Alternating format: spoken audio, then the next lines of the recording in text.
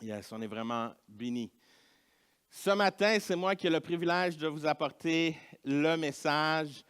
Il y a plusieurs personnes qui sont à l'extérieur dans une conférence pour pasteurs de leaders et jeunesse. C'est pour ça que Pasteur Laurent est à l'extérieur avec les responsables pasteurs Andrew et Danica et d'autres personnes sont à l'extérieur pour se ressourcer et parler du ministère jeunesse. Donc, priez pour eux. Et Pasteur Christophe, c'est lui qui fait la fin de semaine, qui a passé la fin de semaine avec tous les pasteurs de la province.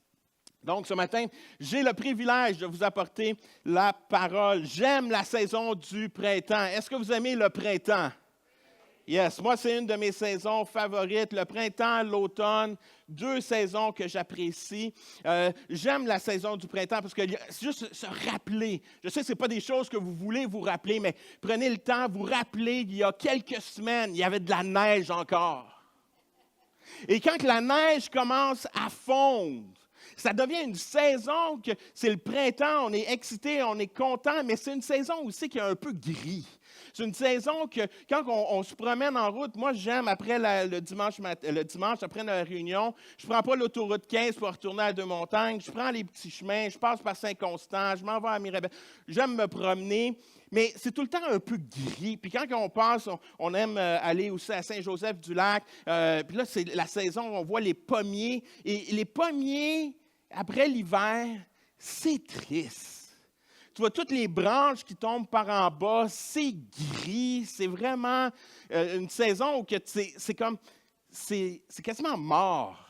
Et c'est gris, c'est sans vie, c'est ordinaire.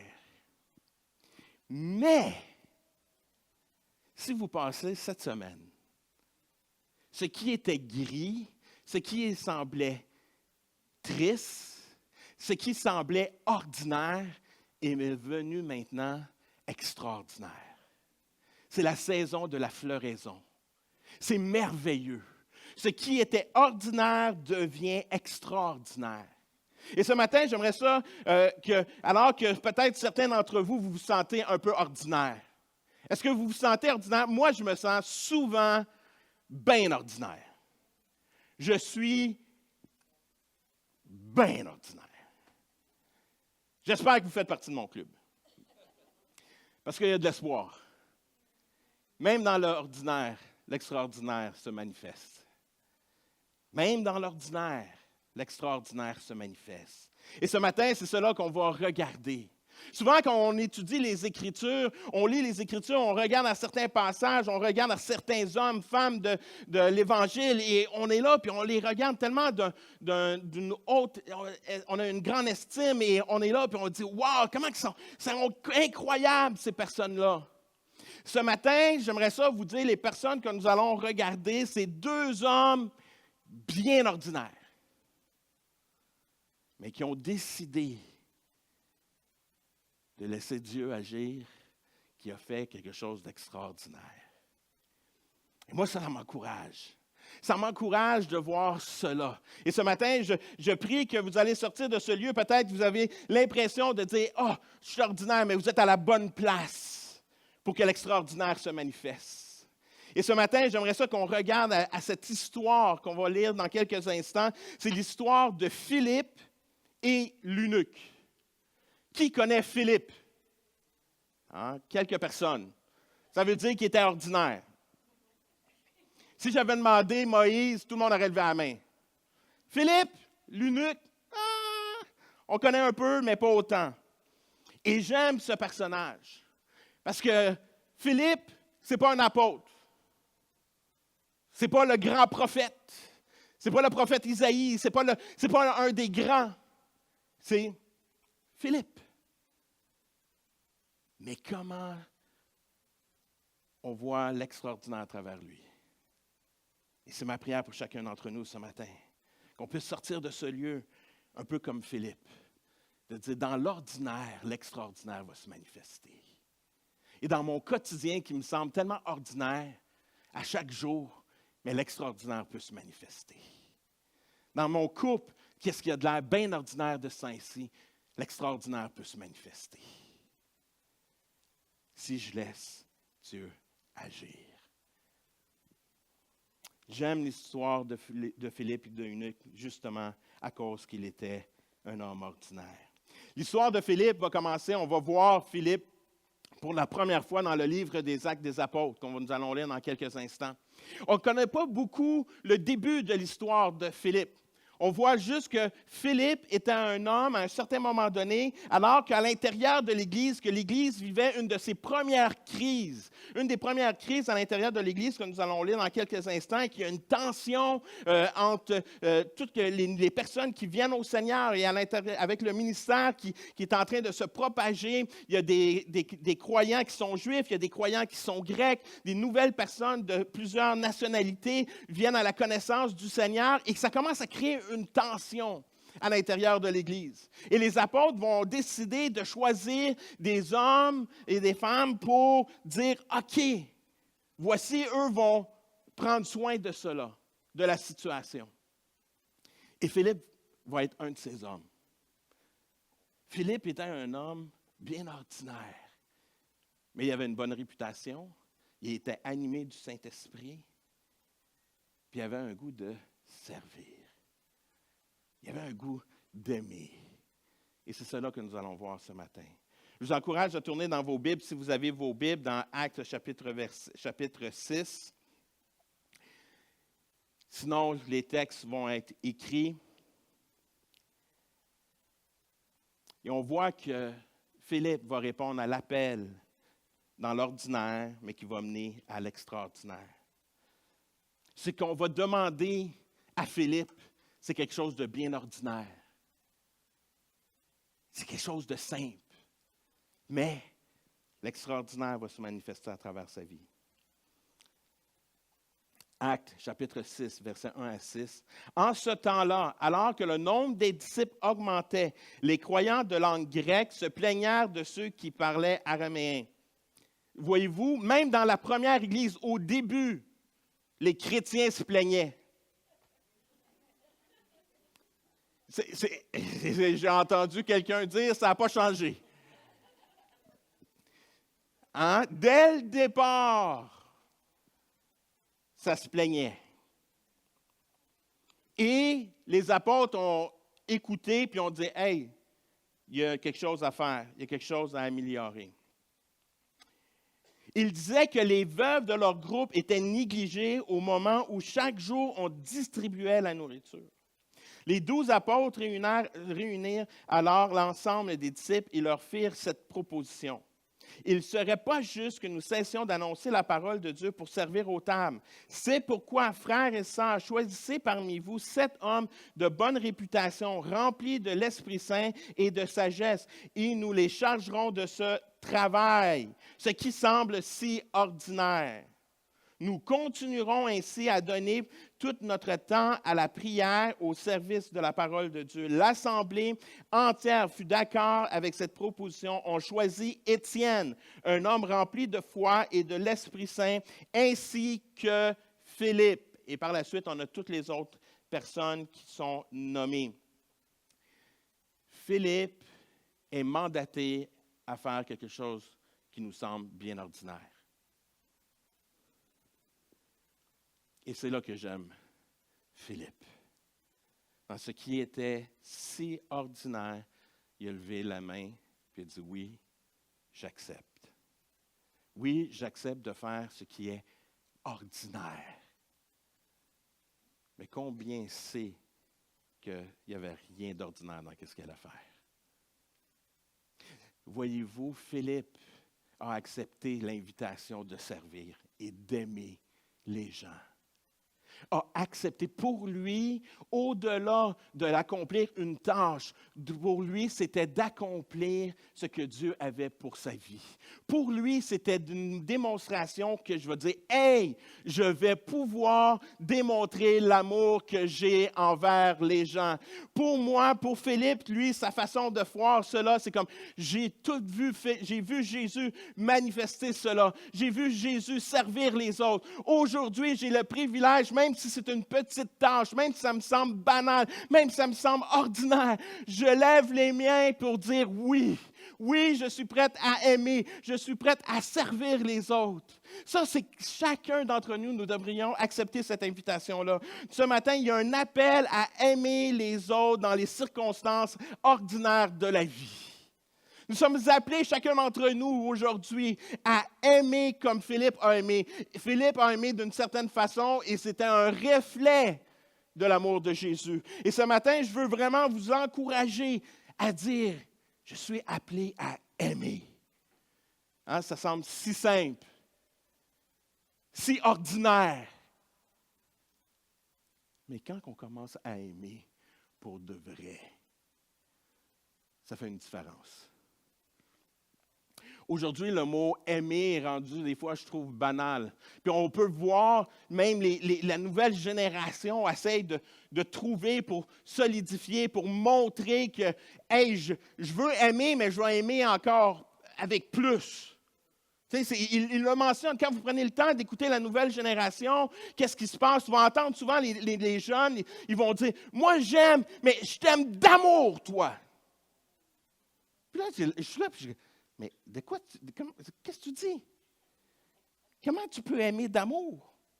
Mais c'est juste eux, leur façon de dire « je t'aime, mais je t'aime d'une façon différente, je t'aime d'une autre façon » parce que juste le mot « aimer », on le dit tellement souvent, je veux te dire vraiment que j'ai une impression que l'amour que j'ai vers toi, c'est encore plus que juste t'aimer comme j'aime mon voisin. Pourtant, il ne devrait pas avoir un niveau, c'est juste qu'on devrait apprendre à aimer. J'aime de la même façon. La façon que j'aime mon Dieu, c'est la façon que je devrais aimer toutes les autres personnes. Ouf! J'ai déjà entendu un pasteur dire, savez-vous quoi? Vous n'allez pas être jugé selon l'amour que vous avez envers Jésus. Vous allez être jugé plutôt vers l'amour que vous avez envers Judas. Est-ce que vous avez aimé comme Jésus a aimé Judas? Est-ce qu'on est à ce point-là d'aimer? D'aimer comme nous sommes appelés à aimer. Si on apprendrait vraiment à aimer comme Jésus m'a aimé, puis c'est cet amour-là que je veux donner à mon mari, à ma femme, à mes enfants, à mon voisinage, à mon boss, à mon premier ministre.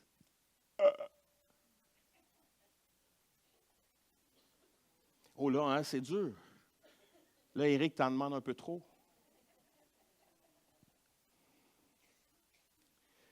Philippe a démontré son amour. Son amour, c'était quoi? D'aller prendre soin des veuves, de servir aux tables. Est-ce que vous avez déjà servi aux tables? À certains, oui. Il n'y a rien de glorieux de servir aux tables. Tu es au service des autres. Ça a été un de mes premiers emplois dans un club de golf, IP à l'époque. Le club de golf Izmer. C'était juste des personnes riches. Oh, des fois. Oh! Les personnes qui me demandaient des choses. Oh! Ça venait me chercher. La façon qu'ils demandaient, l'attitude qu'ils avaient, c'était comme tu te sentais pour rien. Puis toi, tu veux juste servir. Philippe, dans les circonstances les plus simples, a décidé d'aimer d'une façon extraordinaire. Il dit, moi, je vais le faire. Je vais aller passer les paniers. Je vais aller donner la nourriture aux personnes. Je vais prendre soin de la veuve. Je vais prendre soin de l'orphelin. Je vais prendre soin, je suis prête. Je suis prête à faire ce que les autres ne peuvent pas faire. Je comprends la situation. J'y vais. Je réponds oui à l'appel d'aimer. Je réponds oui à l'appel d'aimer les autres dans toutes les circonstances qui sont offertes. Même si ça me semble ordinaire. Mais je sais, quand je fais cela, je vois l'extraordinaire se manifester. Je peux-tu vous dire combien de fois j'ai vu l'extraordinaire se manifester dans des choses qui me semblaient bien banales? De prendre, juste appeler une personne, Puis quand je t'appelle la personne, je me dis, « Wow, Éric, je n'avais besoin, merci. » J'ai juste pris un coup de téléphone. Je n'ai pas fait quelque chose d'extraordinaire. J'ai fait un téléphone. Merci.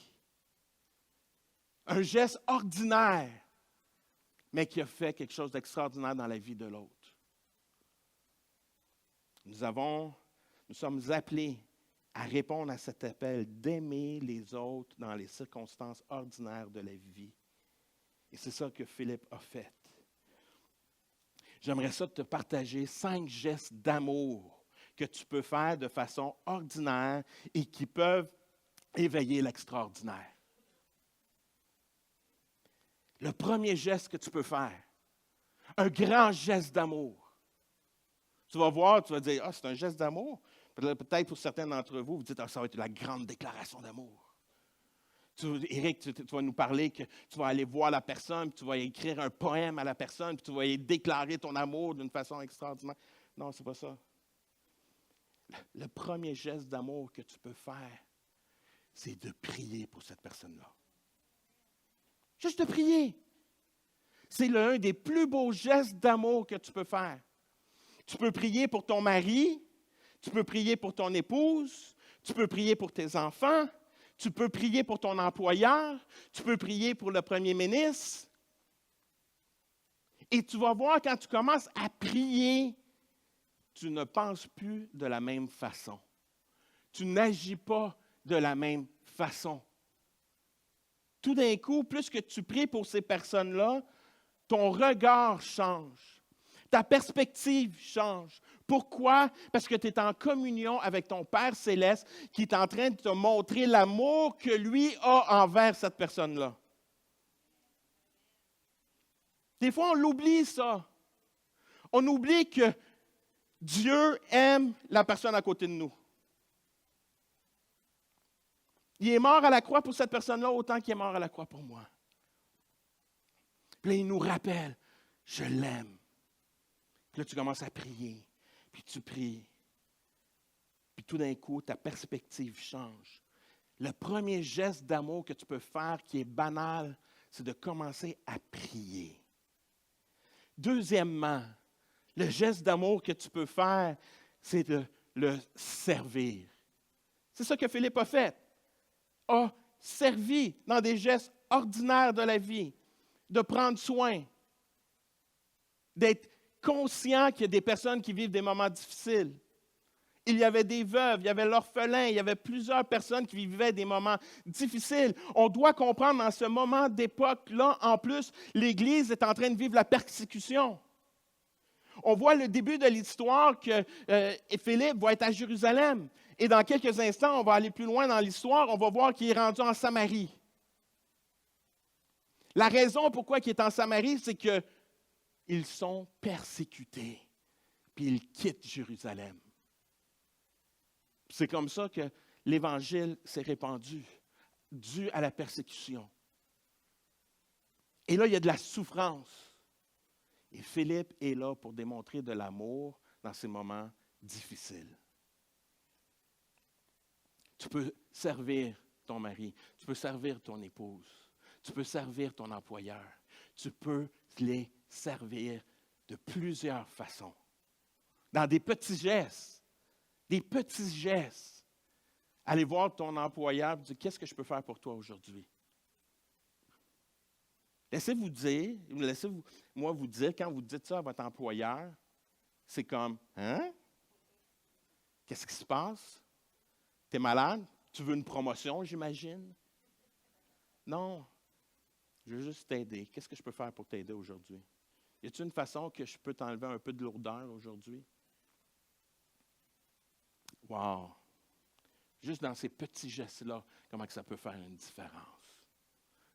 Comment que ça peut faire une différence? D'avoir un regard d'entraide.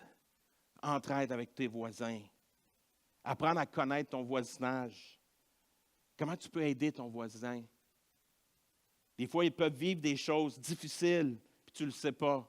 Je le mentionne souvent quand j'écoute les nouvelles, puis il y a tout le temps, il arrive une situation X dans une maison, et là, la police, les journalistes, ils sont là, puis ils posent toujours la question, puis ils disent, est-ce que vous étiez conscient de la situation? Oh non, je ne savais pas. Moi, je pensais que ça allait bien, le couple. Je suis surpris d'entendre ça. C'est plate parce qu'on ne prend pas le temps de connaître notre voisin. On est appelés, nous, à prendre le temps d'aimer notre voisinage. Une autre façon que tu peux aider, que tu peux démontrer ton amour, c'est de commencer à partager ta foi, ton témoignage. Annoncer la bonne nouvelle, ce que Dieu a fait dans ta vie à toi. Comment Dieu t'a touché, comment Dieu t'a transformé, qu'est-ce que Dieu est en train de faire avec toi aujourd'hui, d'une façon simple, pas essayer de convaincre, juste de parler de toi. Qu'est-ce que tu as vécu avec Jésus? Qu'est-ce que tu as vécu avec Dieu? Qu'est-ce que toi tu as vécu? Et de partager cela. Les gens de l'extérieur, savez-vous quoi? Ils n'ont pas de problème à partager tout ce qu'ils font eux. Pourquoi nous, on a de la difficulté à dire qu'est-ce qu'on fait? Juste de façon ordinaire. Hier soir, on était au restaurant en famille. Et le serveur, à la fin, alors qu'il est en train de faire une petite discussion, il est en train de nous payer la facture et tout ça, puis il nous demande, puis qu'est-ce que vous allez faire en fin de semaine? Qu'est-ce que vous faites? Qu'est-ce que vous faites? Ma réponse a été simple. Je m'en vais à l'église demain. Il dit, ah oui? Puis là, il a regardé toute la table. Puis il dit, vous autres, y allez-vous aussi? Et toute la table a dit, oui, on va tous à l'église demain. C'est tout. On n'a pas commencé à dire d'autres choses. On n'a pas commencé à sortir le plan de l'évangélisation. On n'a pas rien. On a juste dit, qu'est-ce qu'on fait? C'est tout. Simplement, on a le droit de dire qu'est-ce qu'on fait. Puis que je suis content d'aller à l'église. Puis que quand je vais à l'église, je suis touché par la présence de Dieu. C'est tout.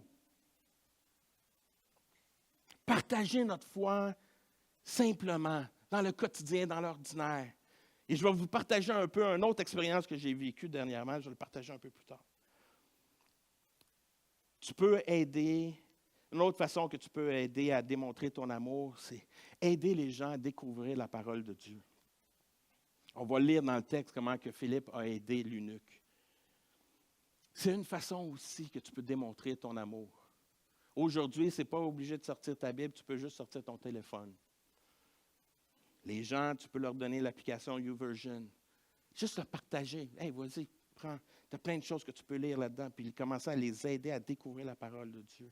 Tu peux aussi les inviter à l'église ou dans ton petit groupe de vie. Et tu vas voir que Dieu va faire des choses extraordinaires.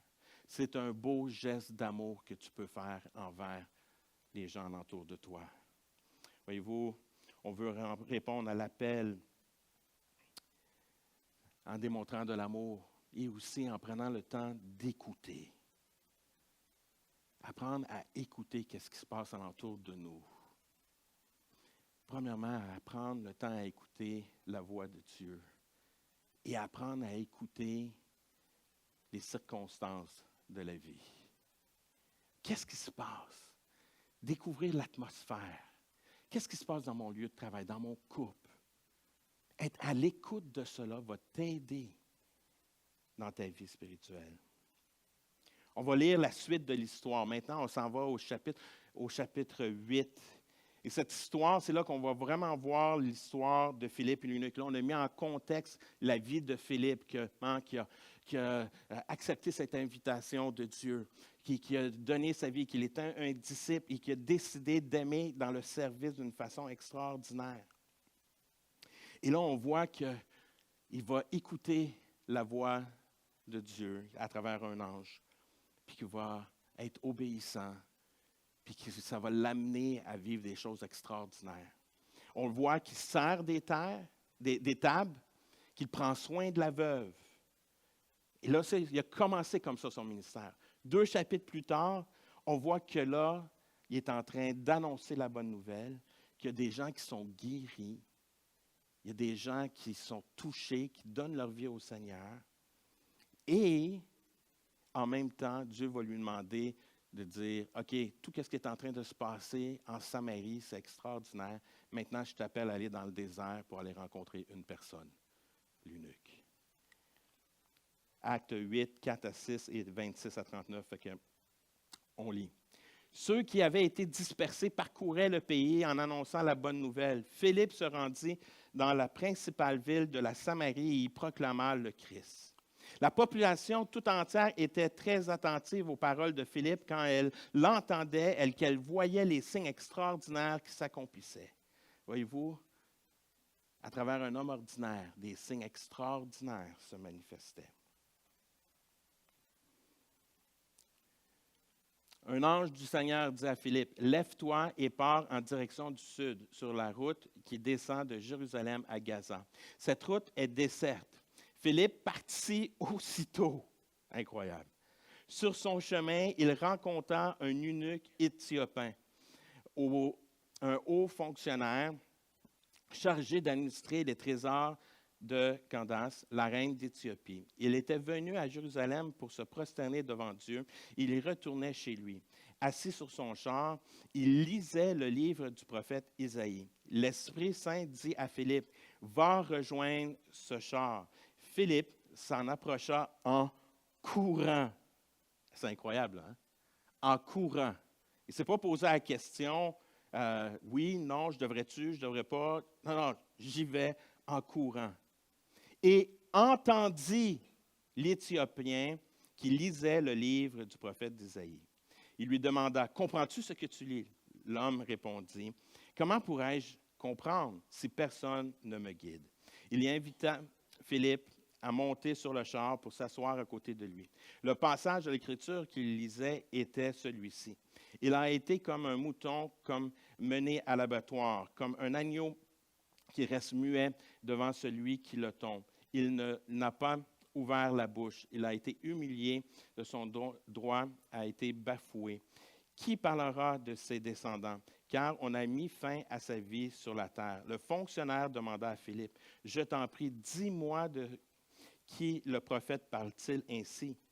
Est-ce de lui-même ou de quelqu'un d'autre? » Philippe prit la parole et commença par ce passage de l'Écriture. Il lui annonça la bonne nouvelle de Jésus. Ils continuèrent sur le chemin et arrivèrent à un endroit où il y avait de l'eau.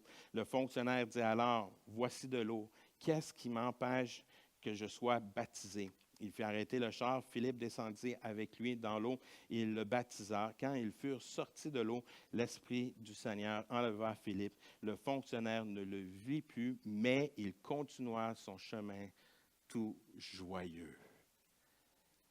À travers un homme ordinaire, par contre, il avait une oreille extraordinaire. Il était à l'écoute. Il était à l'écoute de son Dieu. Il était à l'écoute des circonstances alentour de lui. Et ça nous appelle, nous aussi, à rentrer et à avoir cette sensibilité-là. Cette sensibilité que Dieu nous parle encore aujourd'hui. Et que Dieu, dans les circonstances ordinaires, fait des choses extraordinaires. Il y a près de 2 semaines maintenant, j'avais une semaine de vacances. Et lors de cette semaine de vacances-là, j'ai été avec mon épouse et il y avait Sonia qui était là pour l'heure du dîner. On a été célébrer notre amie, pasteur Hélène. Et elle célébrait son 75e anniversaire de naissance. Juste pour vous mettre en contexte, c'est une femme qui a une sensibilité à l'esprit et qui aime servir Dieu de façon ordinaire. Et elle me surprendra toujours. Elle a une sensibilité à Dieu et une écoute pour ce qui se passe alentour de nous. On va fêter sa fête. C'est sa fête à elle. Tu sais, c'est pour elle.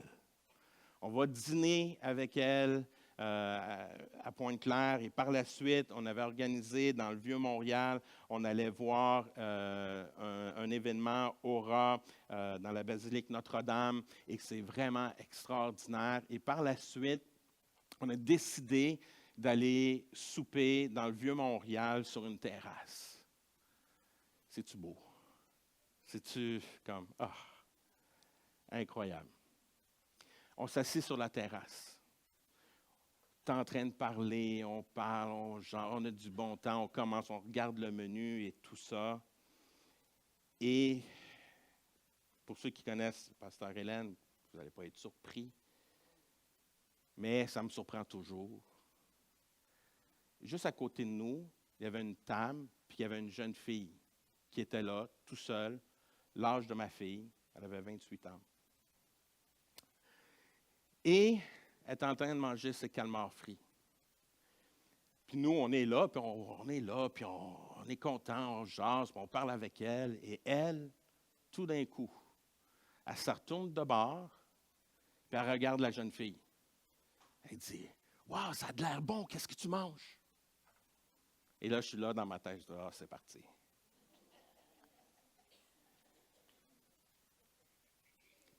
Et elle lui demande, « Comment ça va? » Elle dit, « J'ai eu une grosse semaine. » On a parlé pendant 1h30 de temps avec elle. Ça a été un moment divin, un appointement. Quand je me suis réveillé le matin, je ne pensais pas à ça. Je ne pensais pas que j'allais avoir une rencontre comme ça.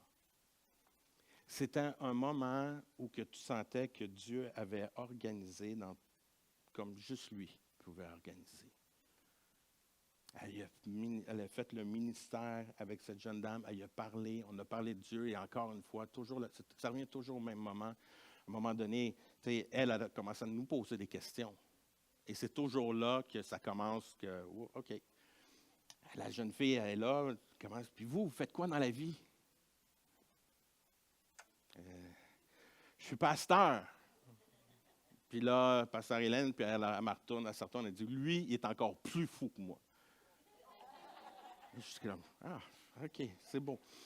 Puis on rit, on a du bon temps, on parle de Dieu d'une simplicité, d'une façon ordinaire. Rien de préparé, juste parler de nos témoignages, de nos vies, nous, c'était pas, c'est tout. Dans une simplicité. Mais ça, quand on est trop centré sur soi, on ne pense pas à ça. Et c'est ça que j'admire de plus en plus. Puis je prie, Seigneur, je peux-tu devenir un peu plus comme ça? De mon entourage. Que je puisse voir qu'est-ce qui se passe. De comprendre les circonstances. Comment que je peux te servir dans des petites choses qui semblent que peut-être je n'ai pas planifié, mais que toi, tu as planifié. Puis que je puisse voir l'extraordinaire dans ce moment-là. Ça, c'est de l'obéissance. C'est de l'obéissance. Et c'est ça que Philippe a fait. Dans l'obéissance, l'ordinaire mène à l'extraordinaire. Quand Dieu nous parle, soyons obéissants. De choses extraordinaires que nous, on n'a pas planifiées. C'est pour ça qu'on dit toujours, son plan est meilleur que mon plan. Mon plan, là, pour sa fête, c'était qu'on passait du temps au resto, on allait à la basilique, c'était comme « wow !» Ce qui a rendu le moment extraordinaire, c'est que Dieu s'est manifesté et qu'on a pu se servir. C'est fou, hein? C'est fou. Et ça nous a tellement stimulé, l'Esprit de Dieu. On était comme, waouh, c'est incroyable. Après ça, on marche dans la rue. Ma femme voit quelqu'un qui est assis. Elle dit, bon, OK, je vais lui donner mon muffin. Tu sais, c'est comme, ça vient nous. Juste parce que tu veux servir, tu veux glorifier Dieu, simplement. Parce que tu veux aimer, pas parce que des stratégies. Non, juste être. On est appelé à être à l'image de Jésus. Être, c'est tout. Et ça fait tellement une différence.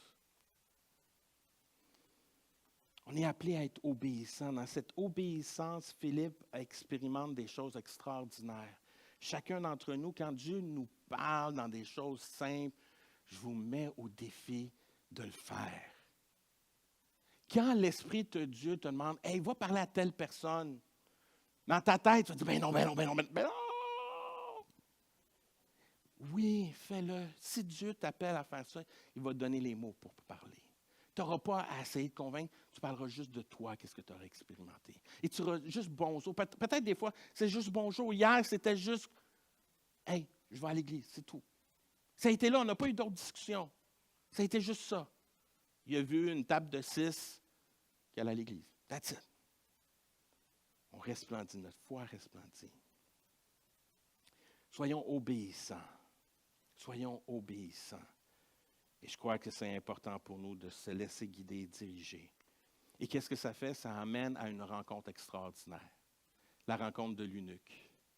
L'eunuque, cet homme qui était de haute fonction. Un homme qui était vraiment, qui prenait soin de la reine. Si vous voulez savoir c'est quoi un eunuque, est-ce que vous savez c'est quoi un eunuque? Oui? Non? Un eunuque, c'est quelqu'un qui ne peut pas se reproduire. Si je simplifie. Ils ne pouvaient pas se reproduire, c'est pour ça que les rois les choisissaient, comme ça ils ne pouvaient pas mettre la reine enceinte. Si on se comprend. Mais c'était un homme de haute fonction avec de grandes responsabilités. Et que l'eunuque on voit que l'eunuque était à la recherche. Était à la recherche de Dieu. Et c'est ça qui est extraordinaire. Et ça que j'aime de ce passage, alors que Philippe est en train de vivre le réveil, puis il est comme, wow, il vit des choses. Dieu il dit, abandonne ça, il y a une personne. Il y a une personne. Puis c'est là que tu vois l'amour de Dieu. Il va prendre Philippe, puis il l'emmène juste dans le désert pour une personne. Ça, c'est l'amour que Dieu a pour chacun d'entre nous. C'est l'amour qu'il a pour nous aujourd'hui. Il va faire déplacer tout pour nous, pour qu'on puisse l'expérimenter, lui. Et l'eunuque, alors qu'il était à la recherche, alors qu'il venait d'un voyage d'affaires, qui est tombé, on ne sait pas comment il a eu ce document qu'il est en train de lire, mais qu'il ne comprenait pas. Il y a tellement de monde qui ne comprennent pas l'Évangile aujourd'hui. Est-ce qu'on peut être des Philippe qui vont être prêts à prendre le temps juste à expliquer d'une façon simple?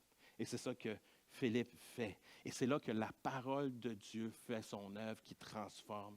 La parole de Dieu est venue combler le cœur de l'eunuque. Alors que Philippe va lui partager Isaïe, puis il va lui dire, « Hey, c'est Jésus qui est mort à la croix. C'est le Jésus qui est mort à la croix pour nous, pour combler le vide que tu as dans ta vie.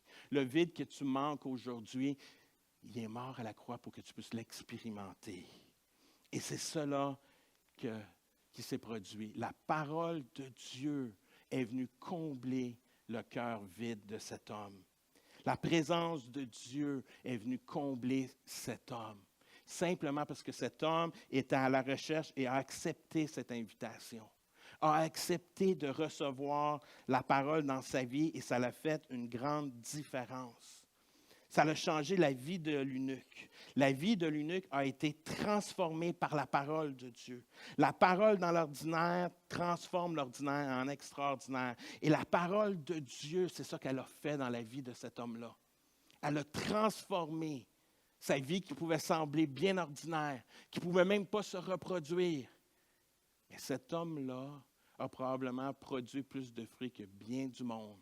Parce qu'on voit qu'il est parti joyeux, puis on est convaincu qu'il a partagé son expérience avec d'autres mondes par la suite.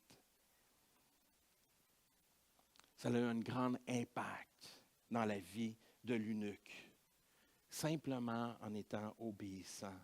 Aujourd'hui, si tu te sens vide, si tu te sens que tu ne sais pas qu'est-ce que tu veux dans la vie, laisse la parole de Dieu te toucher.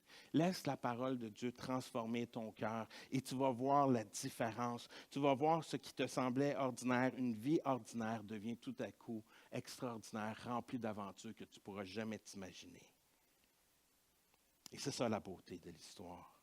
C'est ça la beauté de l'histoire qu'on voit avec l'eunuque. Sa vie est touchée et transformée. Et on le voit que tout de suite, ce qu'il désire, c'est quoi? De passer dans les eaux du baptême. C'est quoi les eaux du baptême? Simplement. Les eaux du baptême, c'est une décision de dire, oui, je prends la décision de te suivre et je m'identifie à toi. Et je veux passer dans les eaux du baptême pour montrer que je suis mort à moi-même et que c'est toi qui me ressuscite. C'est toi qui me lève. C'est toi qui me lave de tous mes péchés. C'est toi qui me transforme. Et c'est ça la beauté du baptême d'eau. C'est qu'on est en train de s'identifier à ce que Jésus, que lui-même a fait. N'oublions jamais que Jésus a passé à travers les eaux du baptême aussi. Et c'est un moment extraordinaire que j'encourage tout le monde à passer dans les eaux du baptême. Si vous n'avez pas passé dans les eaux du baptême encore, mais vous êtes les bienvenus. Parce que nous allons avoir notre baptême le 7 juin et on vous encourage à vous inscrire. Si vous nous écoutez en ligne, vous pouvez vous inscrire à info@commercial-héritage.org et ça va nous faire plaisir de vous aider à travers ce processus. On voit que cet homme, sa vie a été changée, transformée. Aujourd'hui, nous sommes appelés en tant que chrétiens à être des hommes qui aiment d'une façon simple. On est appelés à écouter d'une façon simple. On est appelés aussi à servir d'une façon simple. On est appelés à laisser la parole de Dieu faire son œuvre d'une façon simple. Ce matin, j'aimerais ça simplement vous encourager à faire confiance à Dieu et de dire, Dieu, dans ce qui me semble si ordinaire, je veux te laisser la place pour que l'extraordinaire se manifeste. Je veux que la gloire se manifeste pour toi. Je veux que la gloire se manifeste pour toi. Et après cette histoire, on voit que Philippe continue son ministère. On voit que Philippe, dans Actes chapitre 20, on va voir qu'il y avait 4 filles. Puis ces 4 filles partageaient l'Évangile, comme le Père. Incroyable. C'est notre prière aujourd'hui. À l'intérieur de l'Église, souvent, je termine avec cela, je vais inviter Candy et Esther à bien vouloir prendre place. On va retourner dans un temps de louange et d'adoration. Mais à l'intérieur de l'Église, je lisais un document dernièrement qui parlait qu'il y avait, à l'intérieur de l'Église, il y a comme 4 types de chrétiens. Voulez-vous savoir c'est quoi les 4 types de chrétiens? Le premier, c'est le chrétien passif. Oh, hein, là, c'est un peu moins encourageant celui-là. Le chrétien passif, c'est celui qui ne parle pas et qui n'agit pas. C'est le chrétien qui vient à l'Église, qui aime Dieu, qui est là, puis qui est présent, mais par contre, il demeure passif, il ne parle pas de son témoignage, il ne parle pas de sa foi, il demeure passif. Il est un peu consommateur. C'est celui qui vient puis qui consomme, mais qui demeure passif. L'autre type de croyant qu'on retrouve des fois à l'intérieur de l'Église, c'est le chrétien qui est pensif, qui pense, qui parle, mais qui n'agit pas. C'est le chrétien qui connaît tous les problèmes de l'Église, mais qui ne fait rien, qui ne s'implique pas. Il est capable de les voir, il est capable de voir les défis. Il voit tous les problèmes, puis il analyse, puis il dit « Ah, ça, on ferait ci, s'il y aurait ci, ça, on ferait cela. » Mais quand tu demandes la question « Hey, es-tu prêt à faire cela pour aider? » « Ah, je ne peux pas, je n'ai pas le temps. Il y a telle chose, je suis trop occupé. » C'est le chrétien qui pense à tout, mais qui n'est pas prêt à agir. Après, tu as le chrétien privé. Le chrétien privé, c'est celui qui aime Dieu, qui veut servir et qui sert Dieu. Qui va être impliqué à l'intérieur de l'Église, qui va être impliqué à l'intérieur de la communauté, tout ça. Mais quand ça vient à sa foi, à partager sa foi, ça devient dur. Si quelqu'un lui pose la question, elle va dire oui. Elle va partager, mais sous réserve. Mais elle est là, elle veut servir, elle aide. Elle garde une gêne. Après ça, tu as le chrétien puissant. Le chrétien qui agit et qui parle ensuite, qui aime les gens, qui prend soin, qui les sert, qui est à l'écoute. Il regarde qu'est-ce qui se passe. Il est empathique. Il est capable de voir les circonstances. Puis ensuite, il va parler. Mais lui va agir. Et j'aime Philippe, il part à courir. Hey! Je suis tellement excité de voir comment Dieu va faire. Il court, on voit son intention, il est prêt à servir, à aimer. Puis on voit qu'il écoute. Avant même de parler à l'eunuque, il a entendu qu'est-ce que l'eunuque parlait. Il écoute. On est appelé à être des chrétiens puissants, qui agissent en premier, qui aiment, qui démontrent aux autres leur amour d'une façon simple, ordinaire, mais que les gens voient qu'il y a une différence. Puis après ça, on parle. Comment ça que tu aimes comme ça? Pourquoi que tu fais? C'est juste que j'ai tellement de l'amour que j'ai reçu de Dieu, je veux juste la redonner. Je veux juste parler de l'amour que j'ai reçu dans ma vie. Alors que j'avais un vide dans ma vie, l'amour de Dieu m'a touché, m'a transformé. Puis aujourd'hui, je veux juste aimer comme lui aime, c'est tout. Aussi simple que ça. Ça, c'est le chrétien puissant. Nous sommes appelés tous, frères et sœurs, à devenir des chrétiens puissants, des disciples qui vont être animés de l'amour, de la grâce, de la puissance de Dieu. Ce matin, je vais vous demander de vous tenir debout. On va commencer un temps de louange et d'adoration. Mais ce matin, si vous le désirez, je vous mets bien à l'aise, vous n'êtes pas obligés, mais je vais vous demander de faire un petit geste. Un petit geste significatif, mais vous n'êtes pas obligés. Prenez votre liberté, je ne mets pas de pression, tout ça. Mais je vais vous demander de ne pas me regarder moi. Pas regarder Candy, pas regarder Esther, mais de vous tourner et de regarder à votre banc. Juste vous tournez, regardez à votre banc et dites à votre banc, ceci n'est pas ma seule contribution. OK, vous pouvez retourner de bord.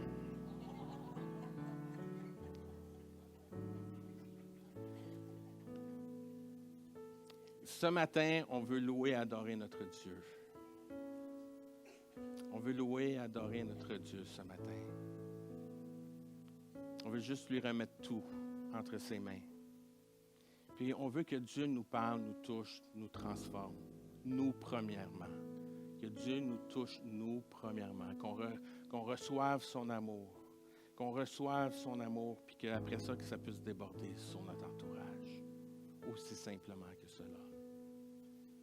Alors qu'on prend ce temps pour glorifier le Seigneur, le louer et l'adorer, que ce matin, qu'on laisse la parole de Dieu nous toucher, nous transformer et qu'elle puisse faire son effet. Donc, on va simplement aller dans ce temps de louange et de prière avec Esther et Daniel.